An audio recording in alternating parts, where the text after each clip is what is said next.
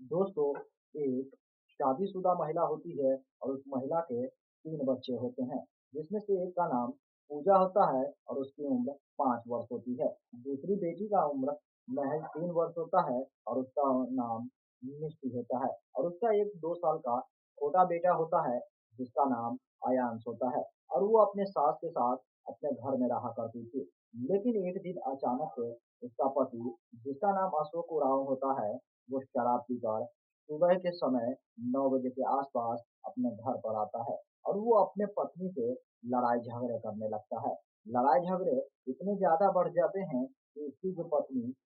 किरण देवी होती है, वो गुस्से में आ जाती है और घर में पड़ी हुई कुल्हाड़ी उठाती है और उसी कुल्हाड़ी से अपने पति को काट डालती है, जिसकी वजह से उसकी तुरंत ही मौत हो जाती है। जब इस मामले में उसकी सास को जानकारी होती है, वो फौरन ही दुग्गी देवी और उसका देवर पीयूष उमाराव उसके घर पर पहुंचते हैं और वो सारी घटना को देखकर दंग रह जाते हैं और इस मामले की जानकारी फौरन ही बासल थाना क्षेत्र को दी जाती है और पुलिस टीम घर पर पहुंचकर उसकी डेड बॉडी को पोस्टमार्टम के लिए भेज देते हैं और उसकी पत्नी किरण देवी को गिरफ्तार कर लेते हैं। और जब उनसे इस मामले में पूछा जाता है कि आखिर तुमने अपने ही पति की हत्या